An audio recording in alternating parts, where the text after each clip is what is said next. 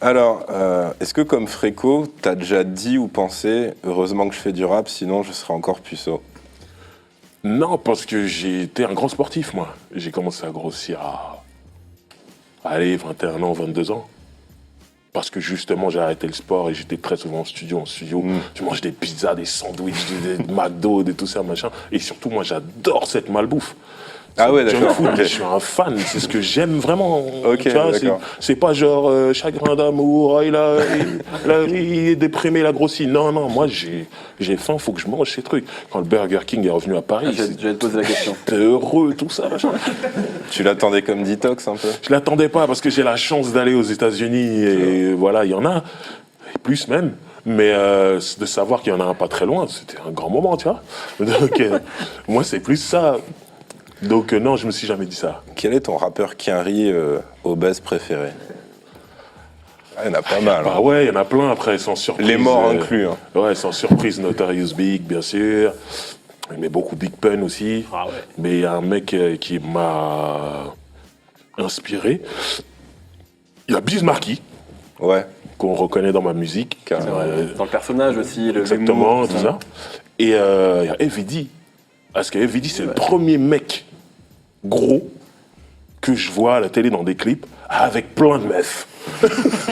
Et je me dis, cet enfoiré, il est comme Jabba the Hutt dans Star Wars, tu vois ce que je veux dire? Il était un gros truc comme ça, avec plein de meufs autour, un Mac, et tout ça, machin. Donc Evidi, lui, il avait plus de trucs, il disait le heavyweight lover in house, le champion des poids lourds de l'amour, truc, nana. Il était là, il dansait, tout ça. Evidi, il m'a beaucoup marqué, je me disais, waouh, lui, il est à la classe. Après, Biz Markie, il avait son côté marrant, tout ça. Mais Biggie, c'est quand même... Moi, je suis encore traumatisé par Big Papa, le trois quarts qui est là, son chapeau, tout ça, il est là.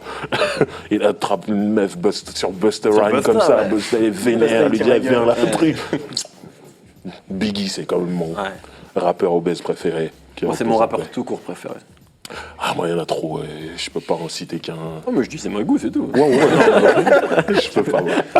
Ah, moi, j'aurais dit Pimp C, même si c'est plus vers la fin qu'il a. Ouais, il a pris son beat Ouais. plus tard, tout ça. À savoir que j'ai vu Pimp C en concert la veille de sa mort. D'accord. T'étais à Los Angeles, enfin, je crois que c'est Ouais, à Los Angeles, il jouait, Too Short jouait au House of Blues. J'étais là et Pimp C, qui fraîchement sortait de prison, était là avec un ventre comme ça, une fourrure noire, alors qu'il faisait au moins 30 degrés. Il était là comme ça, smoke some bitch, et tout. Et moi, je prends l'avion le lendemain matin, et quand j'arrive, je rentre à Sarcelles, mon frère me dit Pimp C, il est mort. Je lui dis, mais c'est pas vrai, je l'ai vu hier. Il me dit, si, bah, il est mort cette nuit. Reste une piste, très grand rappeur aussi.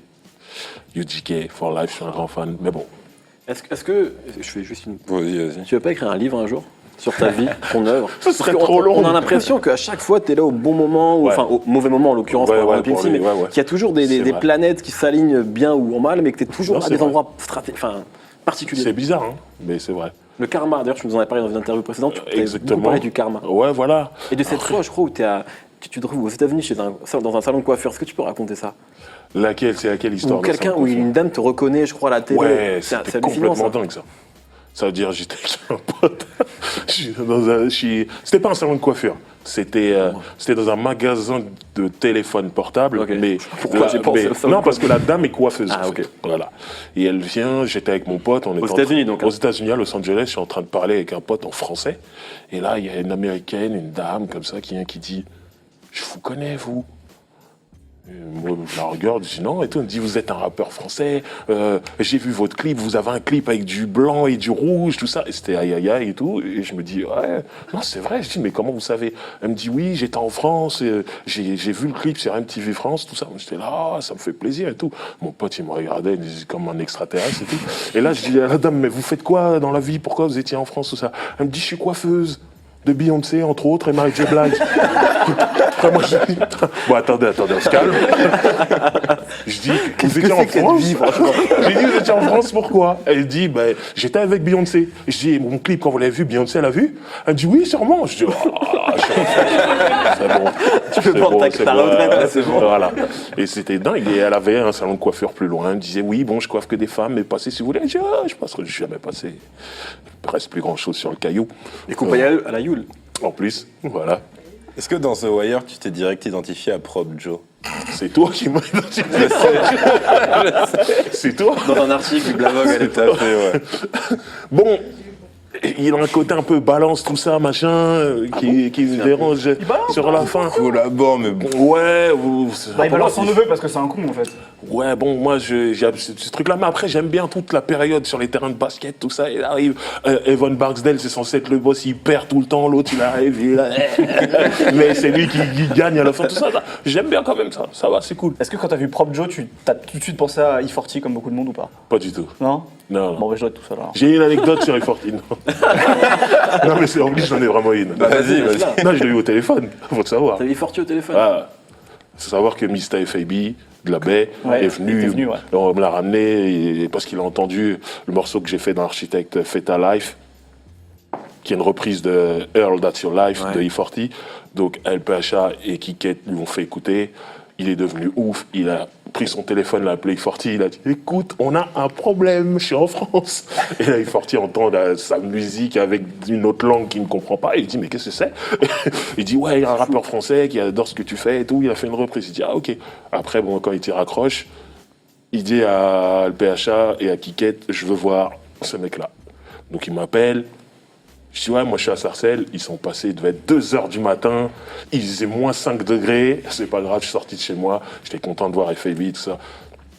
Et je dis à FAB, ouais, moi, pour la fin de ma carrière, je vois un morceau avec E40, après j'arrête tout. Il m'a dit, ah ouais, à ce point-là? Ok. Quand je rentre chez moi, je vois un tweet où il dit, voilà le Twitter du mec que je te dis, faut absolument que tu bosses avec lui.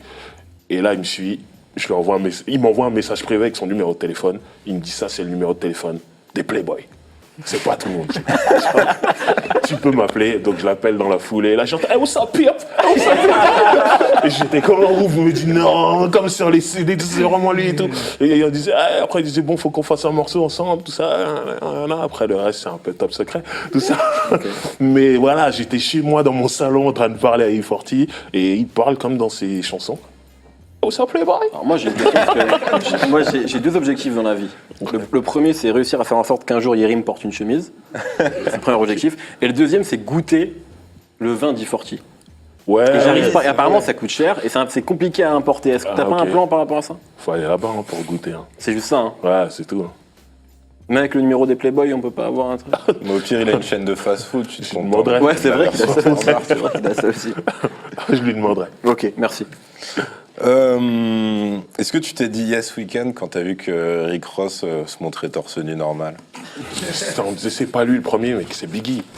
C'est vrai. Ah ouais, mais il était plus dans un pieu quand il se montrait comme ça. Ben, Rick Ross a fait le morceau avec T-Pain là, Boss. Ouais. Il a pompé le clip de Biggie. Il saute du pont. Exactement. Il a pompé le clip de Biggie, il se réveille au lit avec des meufs torse nu, tout ça. Donc c'est Biggie le premier qui l'a fait. Et moi, quand j'ai vu Biggie faire ça, je dis ouais, là on est à un autre niveau. Ça fait que quand Rick Ross le fait, je suis pas choqué. Par contre, Rick Ross vient à l'Élysée-Montmartre pour son premier concert solo, parce qu'il était déjà venu en première partie de Jay-Z. Et là, il fait un morceau et après, torse nu, jogging comme ça. Et il a fait tout le concert torse nu. C'est risqué. Parce qu'à un moment, il s'est retourné, on a vu l'arrêt de son cul. C'était pas beau. C'était pas beau. Ça, c'est des flics, attention. Donc, mais je suis un grand fan de Rick Ross, je tiens à le dire. Je suis un grand fan pour de vrai. Je trouve ce mec très fort. Mais c'est pas le premier. Par contre, j'ai beaucoup de respect pour son amaigrissement. C'est vrai que avec comment ça s'appelle il a un truc qui s'est... Un régime, ça s'appelle. Non, le Rick Rossfit, je crois. Il a genre, c'est comme le CrossFit, il a genre c'est son sport à un programme quoi. Ouais, exactement, un programme Rick Ross pour perdre du poids. J'y crois pas, il ment. Je connais bien ce truc-là, il se fait opérer. Tu penses? Celui qui bosse vraiment, c'est DJ Khaled.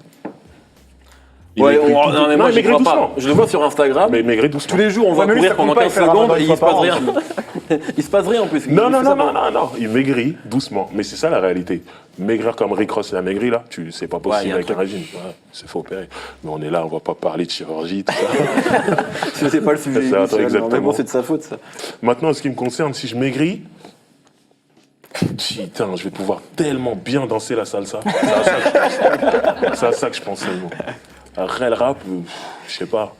Non, je vais pouvoir danser cette salsa. Vous vous rendez pas compte le nombre de meufs que tu peux attraper quand tu danses bien avec la salsa? la salsa. Je suis là, pour l'instant, je danse avec les yeux, tout ça, c'est tout, mais je vais maigrir pour ça, tiens. Un vrai objectif. Voilà. Pas pour faire du sea-walk, juste de la salsa, quoi. Non, si walk, c'est dangereux. J'ai une anecdote.